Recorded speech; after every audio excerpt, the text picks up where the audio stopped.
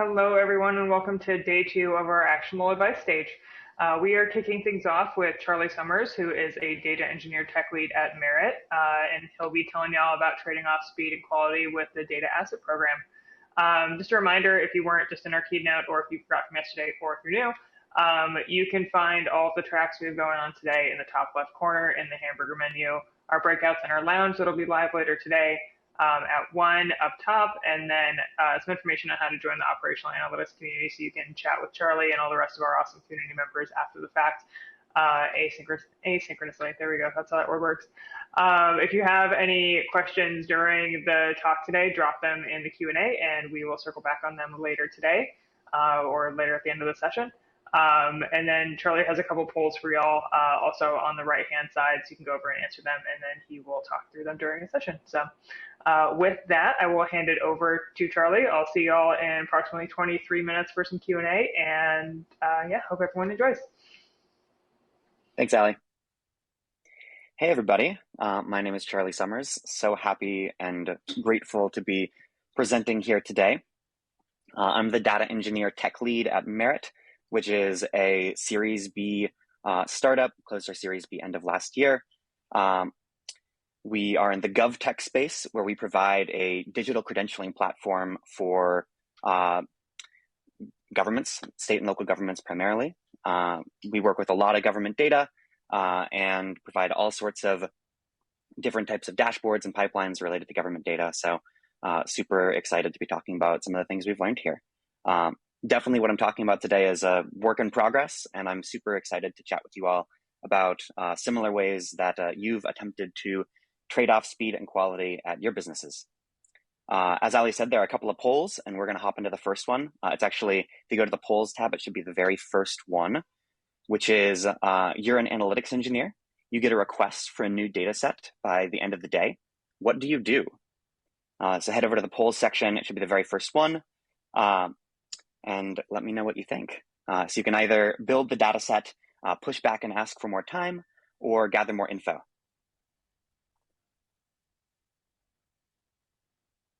And Ali, if you want to project that poll, that would be awesome.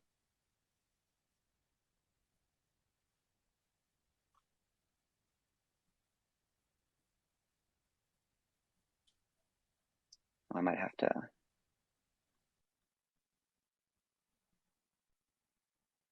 There we go. Awesome. Yeah, so it looks like, oh, the poll just reset. So if you already put in your answers, oh, actually, sorry, this is a slightly later poll. Can you do the, oh, you got it. I believe in you. Yes, perfect. Oh, wait. Oh, we got some poll mixed up here, but that's okay.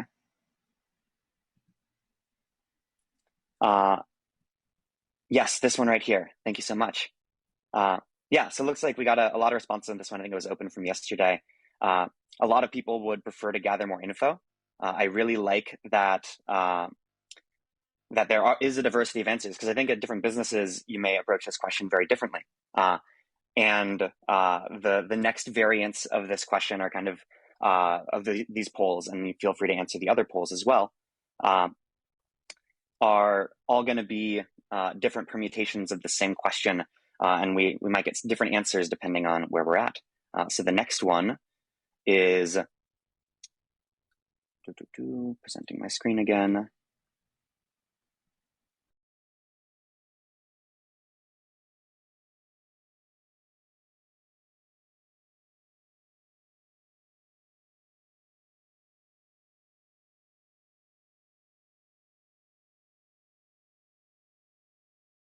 You're showing off to another person internally, maybe to a customer that you have a long-standing relationship with. It doesn't have to be perfect data. It can just kind of, be something that is relatively free-flowing. So yeah, any thoughts on this particular poll?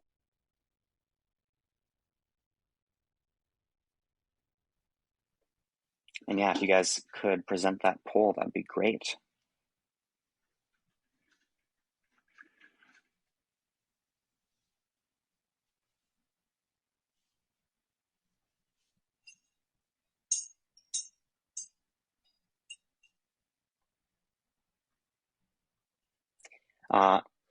If not, I think there might be some technical difficulties on the poll showing, but that's totally cool. Yeah, on this one, I expect that people might be more tempted to just build the data set right away, because there very well could be, it's kind of something that's potentially expected to be more hacky, just bust something out. Maybe it takes an hour or so, not that big of a deal.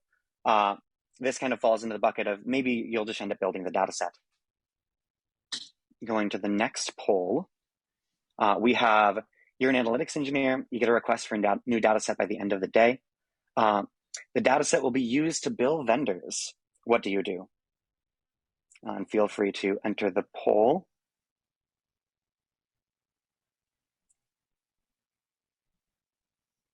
Nice. Cool. Yeah, so this one's used to bill vendors.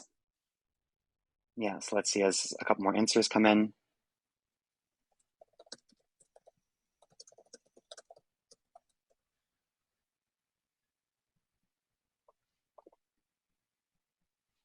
Cool. So it looks like, yeah, I'm seeing maybe some people more instinctively reaching for pushing back and asking for more time. That I think is totally reasonable here, as it's something that's used to bill vendors. This might be like, when it goes into billing software, people might be more upset if the numbers are wrong, if the data is bad. So you may be more tempted to say, hey, even if this is something that has to be done fast, let's push back to make sure that all the numbers are right and, dot our I's and cross our T's. Okay, and then presenting the very last one, Ali, if you just want to go to it directly, this will be the one about a junior analytics engineer. Yes, so this one is, you're a junior analytics engineer and you get a request for a new data set by end of day. What do you do? So yeah, I can let a couple more people maybe put in answers if they haven't yet.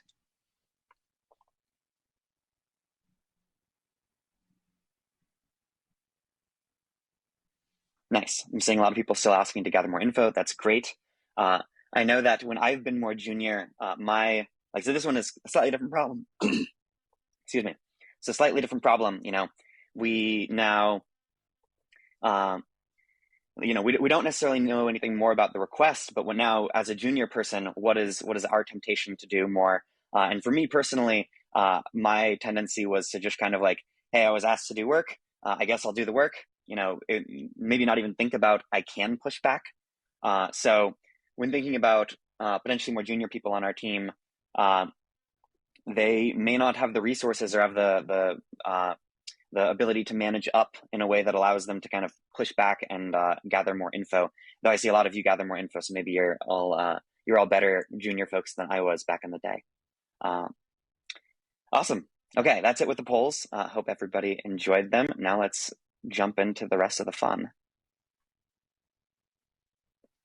Cool. So a couple of realizations that we had at Merit. So first off, the business will always ask for perfect data assets. And by data assets, I mean pipelines, dashboards, answers to questions, all that sort of thing. It's expected. It's always expected that it's going to be absolutely perfect. And they will also always ask for it as soon as possible. So they, if they can ask for it by the end of the day, they'll ask for it by the end of the day.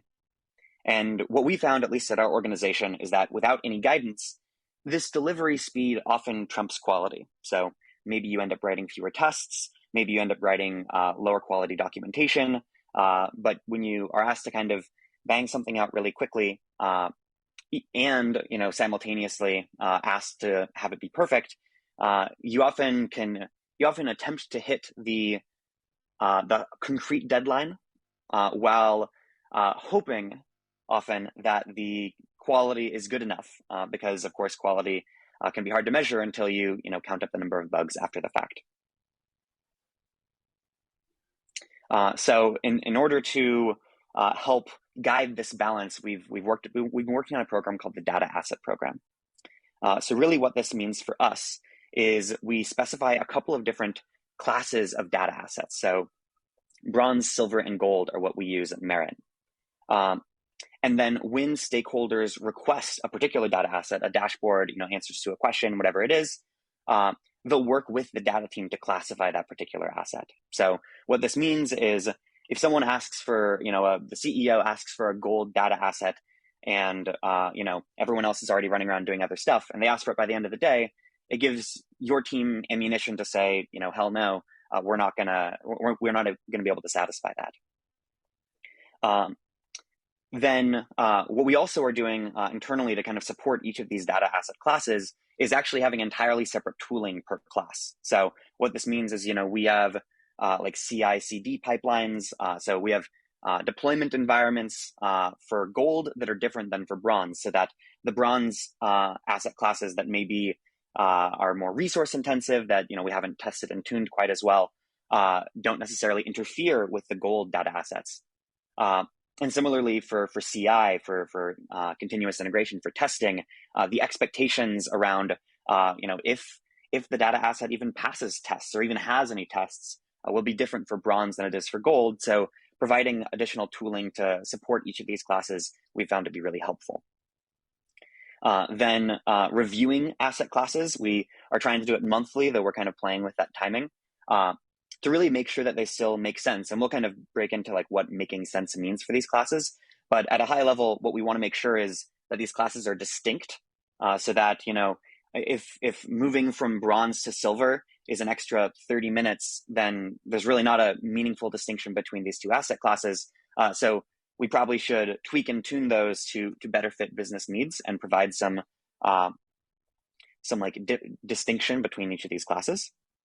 And then finally, we're gathering metrics. So particularly, we're looking at completion time. So when a ticket enters into our Jira or Asana, and when it ends up being marked as complete, as well as bug count. So as bugs occur, what are the different assets what are the asset classes that contribute to the bug, in order to get some concrete numbers around these asset classes. So what are the data assets for us at Merit? And this might be different at your business. And sorry for my head covering this bottom one, but I can read it out loud. So the assets that we're interested in: tables and views, transformation pipelines, ELT pipelines, reverse ELT pipelines, dashboards, and the last one is actually inputs. Inputs is kind of an interesting one. All of the others tend to be under the control of the data team. Like we can change how we specify a particular view. We are in control of the ELT pipelines. Yes, inputs looks more like donuts. I would love if donuts were a data asset class. I'd only prefer gold donuts, but that's just me. So inputs is a slightly different one. We wanted some way to sometimes the data that we have in our system, like as it gets to us, maybe it comes from some customer uploading random CSVs to an SFTP server somewhere that we're ingesting. And we don't really have any guarantees that the CSV is going to be the same last time as it was this time. So we can try to build, we can build gold pipelines, gold tables, gold dashboards on top of all this information. But if the underlying inputs are low quality, we don't have any guarantees over them, all of our hard work could go for naught. So we intentionally added inputs, even though they're outside of our control, in order to take into consideration some of those, some of those potential issues.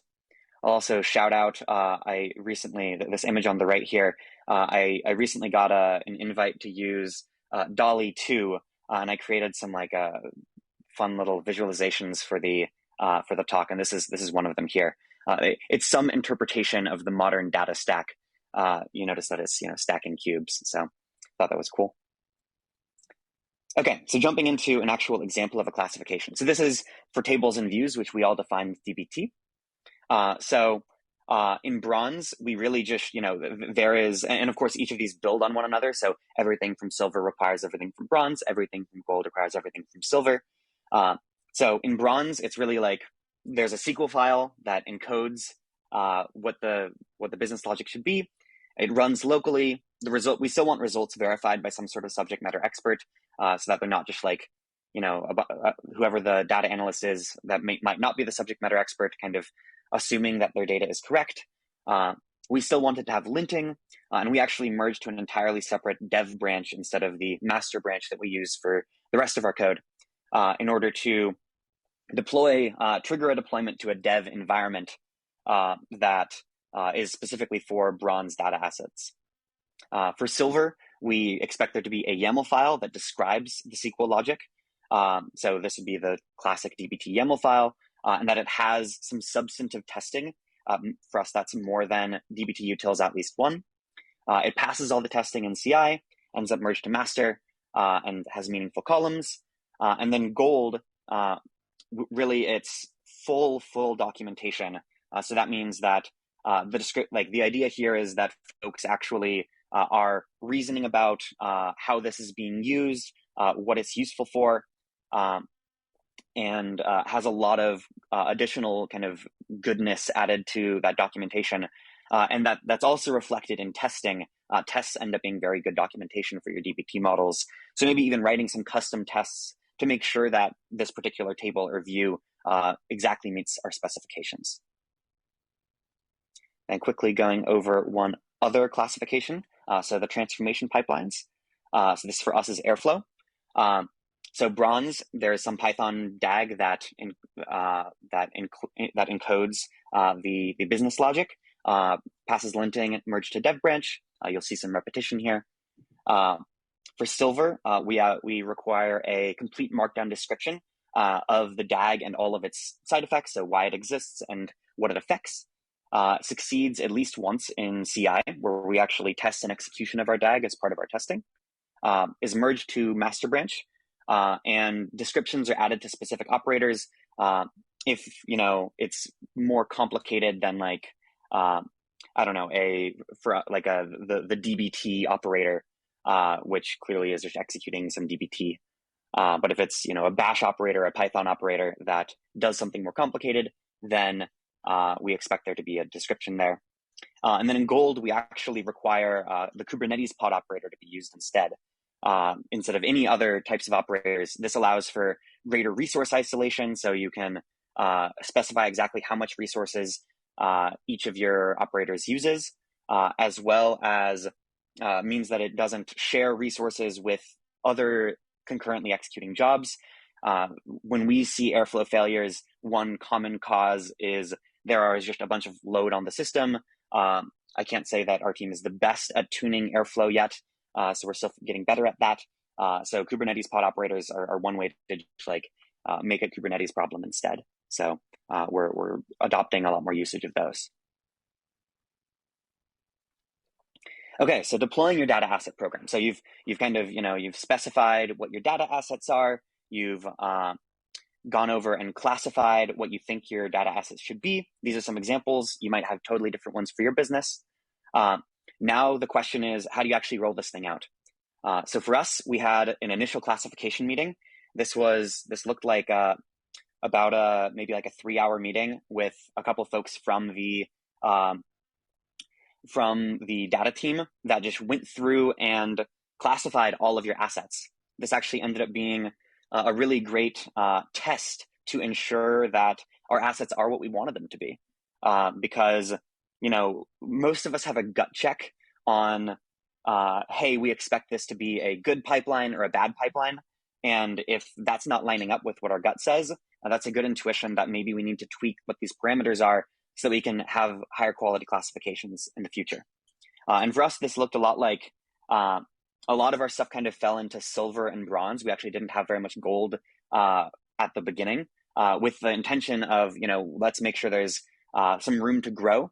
And then, also some room on the bronze side to give yourself more flexibility and freedom, once again, to make sure that your asset classes are not are all relatively distinct. Next, leverage tagging. This allows for things like running tests and automatically just testing, bronze models, automatically just testing silver, just testing gold, or just within the Airflow UI, being able to notice, hey, these are the things that are bronze, silver, or gold, ends up being really nice to just get a sense of where you expect things to be. And then finally, bringing in stakeholders. So for us, this looked like presenting at a company all hands, and then kind of doing some more one-on-one discussions with different stakeholders. But the folks that, you don't want to surprise stakeholders, the people that are requesting data assets with this language kind of coming from out of the blue. So communicating with the rest of the people that you'll be working with to let them in on this new process is really important. Then finally, gathering metrics. So what this looks like is classifying data assets so that we, like, when a ticket hits Jira or hits Asana or whatever your Trello, whatever your workflow management tool is, you can track what the time it takes to complete that asset is. And then also, whenever you get a bug ticket, you go in and tag it with the underlying broken data assets. This could be multiple, it could be like a pipeline failure that led to an error in a table. So like it could touch potentially a couple of different assets, but these will all, accumulate into numbers that you can actually use to say, what's the average time it takes to complete a bronze, like a bronze pipeline, a bronze table versus a gold table. And then you can, like, as part of like this monthly or maybe quarterly verification meeting, where basically you assert that you're getting the expected speed quality trade-off. So if you are seeing that, everything takes about the same amount of time, that's a good indication that your particular classifications are not actually providing enough distinction in order to provide value for the business in terms of drawing a line between bronze and gold. And maybe you should just be gold the entire time at that point in time, which then means, there isn't some way to move really quickly. Or maybe it means that you're gold. Maybe you should set even higher standards for yourself so that you can, really have a space to explore and give ultimately your stakeholders the flexibility to ask for things quickly, but maybe with lower quality, or ask for things that will take a little bit longer, but are really high quality and you have much more certainty in. Okay, and then finally our summary. We have another little image from Dahlia over here. So the data asset program provides a way for your business to trade off speed and quality. We'll classify all your data assets into something like bronze, silver, and gold. Maybe you choose your own potentially more fun categories. If anyone comes up with fun classifications, let me know. We talked about that for a couple days actually to try to come up with ones, and ended up landing on bronze, silver, and gold. Then develop separate CI and have different tooling to support each different data asset class. And then finally, gather metrics to iterate on your asset classes to ensure that each is distinct and balanced, so that you have many in each different asset class, and that they take different amounts of time to complete and have different numbers of bugs. I got it. In order to make sure that you have a nice distinction, a well-balanced data asset program. Okay, that's everything that I had to share today. Thank you all so much for your time and for listening to me. Yes, each donut is distinct and balanced, Jay. If anyone has any questions, thanks for hopping on, Ali. Happy to answer any questions in the remaining time. Awesome. It looks like we have one from Dinesh. What area or arena industry do you, I'm assuming we're missing a word here, do you see the least amount of gold assets? Yeah, interesting question. For us, we work just within GovTech. So we really only have like a single industry, I'll say. But like within that, there maybe are some different shades of gray. We have some deployments that are really time sensitive. So those are going to often have fewer gold assets, and like the expectation kind of not just on the data team, but on our software engineering teams, is that holistically things are supposed to move faster and be more fragile. But yeah, I think this is all going to be different depending on your industry. If you're early days Facebook and you're trying to move fast and break things, and you're the worst thing that could go down, that could go wrong with your business is customers go down and maybe you lose a little bit of ad revenue an early stage business, a bit Facebook size now, it's a lot of ad revenue. Then maybe, you know, you want to have, you want to err on the side of having everything be more fast moving and flexible. And then like as your company becomes more well established and there's more danger in failure, you can continue to tweak and tune your program in order to provide for the new business needs. Awesome. Thank you for answering that one. And then it looks like we have another one from Jay here. So let me put this up on screen. So is the classification of bronze, silver, and gold more about the expected level of effort, or is it more about how critical the asset is to the stakeholder? Excellent question. So it ends up being about neither of those two.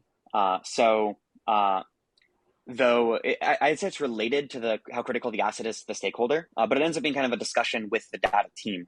So like the stakeholder will say, hey, you know, the example from earlier was this is a data set that will be used to bill vendors.